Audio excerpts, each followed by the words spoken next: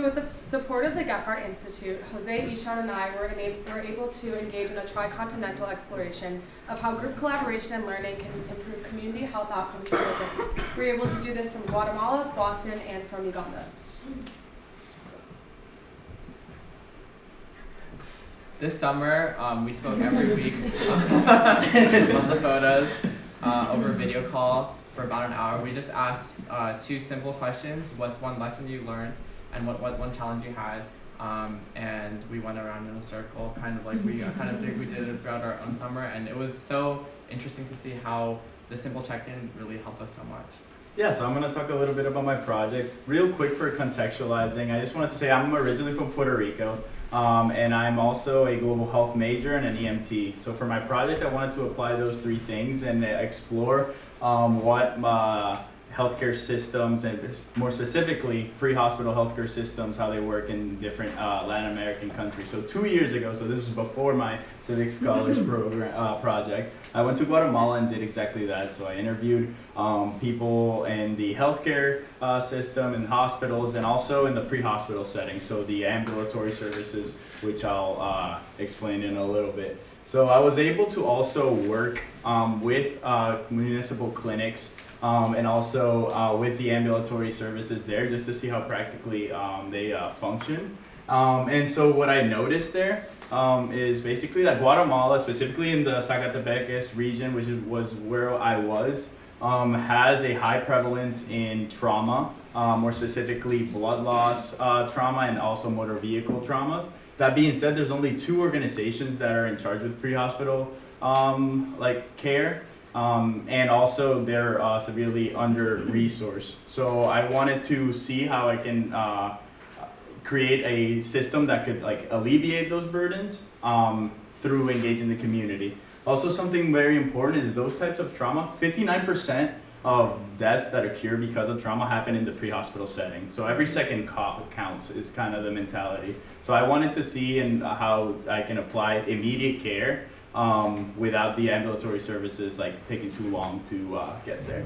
So yeah, that's what we did. We did a lay first responder training program. So I met with different ambulatory service providers. I met with physicians, the people that I worked with the year before, to create a community adapted training program where we would teach things like triaging, things like airway management, bleeding control, and transportation for people that are in rural areas where those ambulatory services aren't available, so they had to transport themselves. So yeah, I train people from across firefighting units, police force members, volcano rescue units, which was really cool, midwives in the rural areas who are community leaders that people look for when there's an emergency. And then also just any lay community members that wanted to participate in the trainings.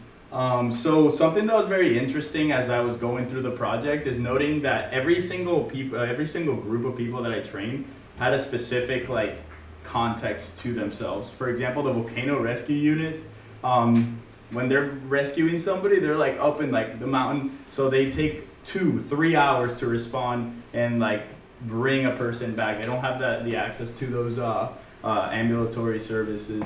So basically, I had to meet with the leaders of each of those organizations to adapt the curriculum that was already established in order for it to fit their context. So back to the collaboration that we're going to talk about later, is just the fact that when you're creating something like this, it has to be for the community, and you have to listen to those needs, because if not, the idea wouldn't work. And also, just to create sustainability, I'm running out of time, is just the idea that I wanted to I didn't want to just go there and then that's it. The presentations were given to the directors of each organization so they can teach it for the new people that are in those organizations, and also the community. And then we gave them refillable first aid kits, so that they can they're personal and they can use in any scene, and they can also refill them because the objects are very simple. And the last slide was results on it. They had a general 24% improvement in knowledge retention.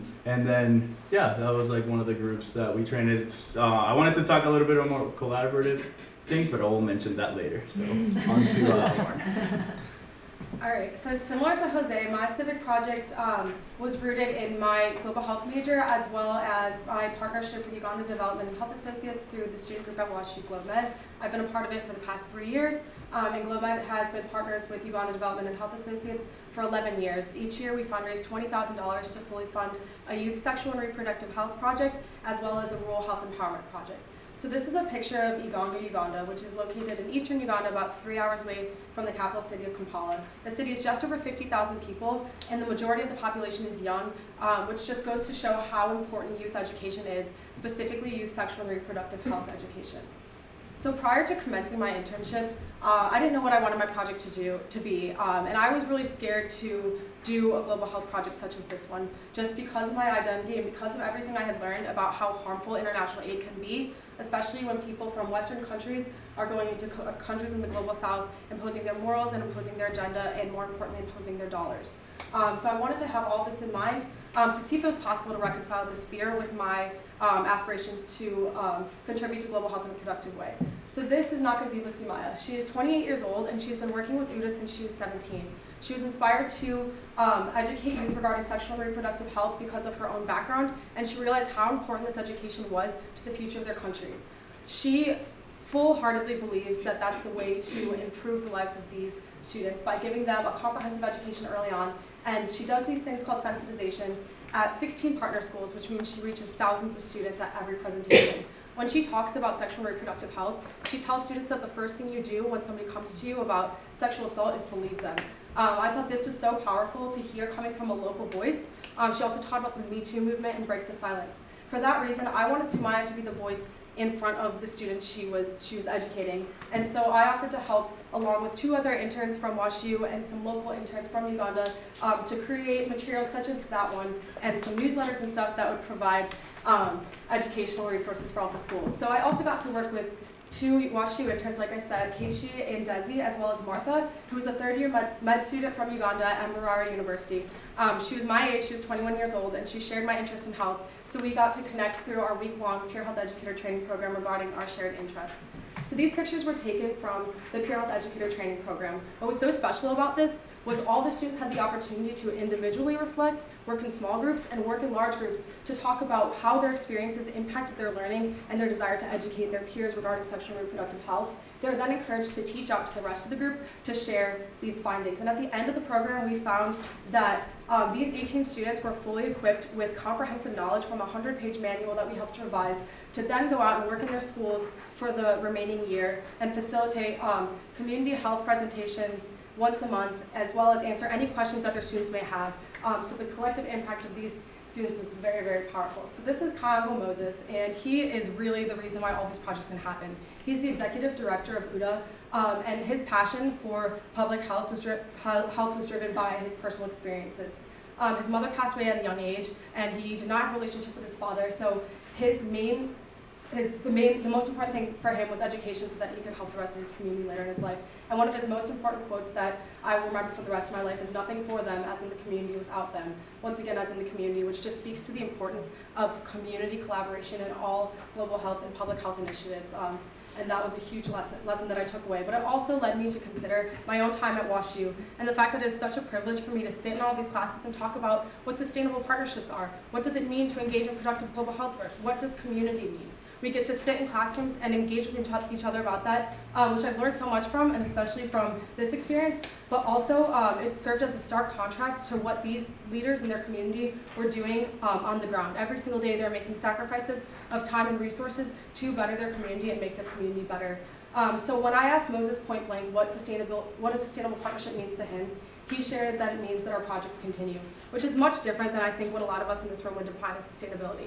So I will take what he said with me for the rest of my career as a physician hoping to contribute to the global health sector to realize what my role is. My role is to listen. My role is to take community needs and think about how I can use my resources and knowledge to make sure that they can be fulfilled.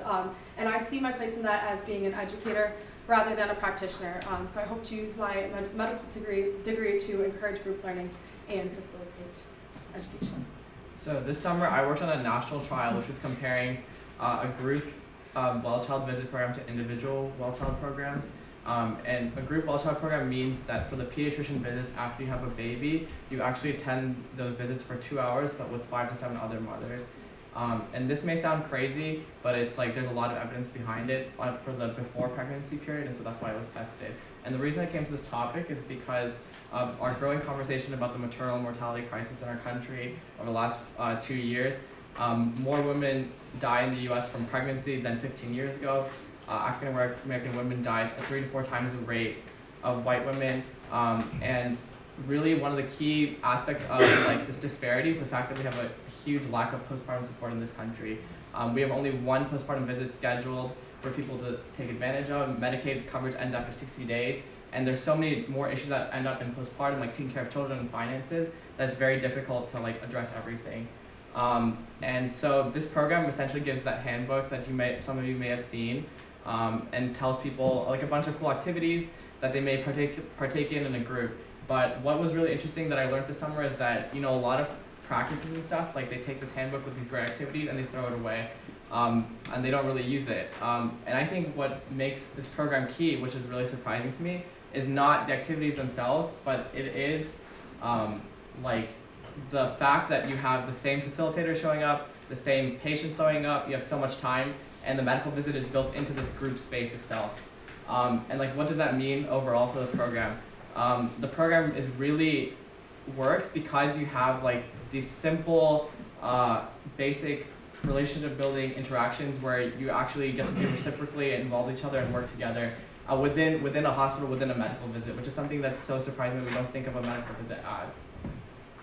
And so how is it applied in our trial? We hypothesized that this would be really helpful to actually helping infants become ready for school. And what this meant is like showing changes in early language development at 12 and 24 months. But I like to think of this as like not being constrained by this one endpoint or this one goal. I could also conceptualize a group visit program that maybe focuses on environmental awareness, because early childhood is a time when exposure to nature really shapes how you view nature overall. And so a group visit program could be structured around going outside and experiencing the natural world around you and still have a similar impact. And it's a really powerful canvas to do a lot of work. All right, we're gonna do a fun activity now. So I want everybody to get into groups of 3. Yeah. I'll turn around.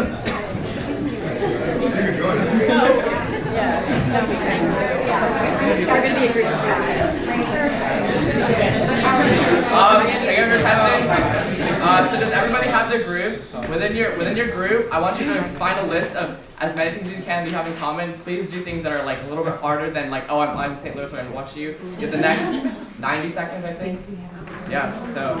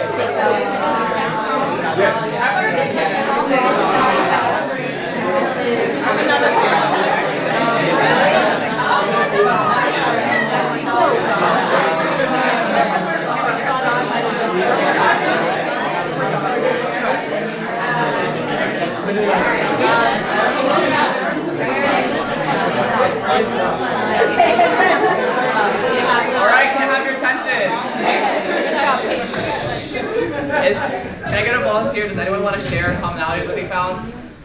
Noah. We all like pineapple on pizza. Oh, Wow. yeah. Learn something new every day. Did you guys like have fun and stuff?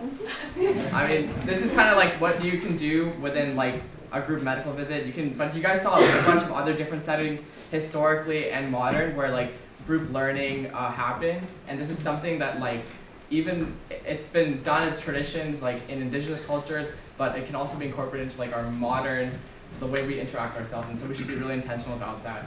And something I really learned about group learning and collaboration overall is that like the lack of structure and kind of like having a simple prompt is like really powerful, because the chaos kind of like allows for the creativity, and that when you empower people to just let go is when you see the most interesting come out. And then for me, what I learned the most is that when you're interacting and learning with people that you know in your community, you want to be more engaged with. So when I was teaching like the things with first aid, and people were very involved because they saw who could they potentially like save, who are they actually practicing these skills for. So I think practicing with your own community is very powerful. And what I learned this summer was the intention of collaboration itself is what catalyzes the learning, because every single person that comes to a group has something to teach and something to learn. And for that reason, we can all learn from one another regardless of what community we are existing in or interacting with.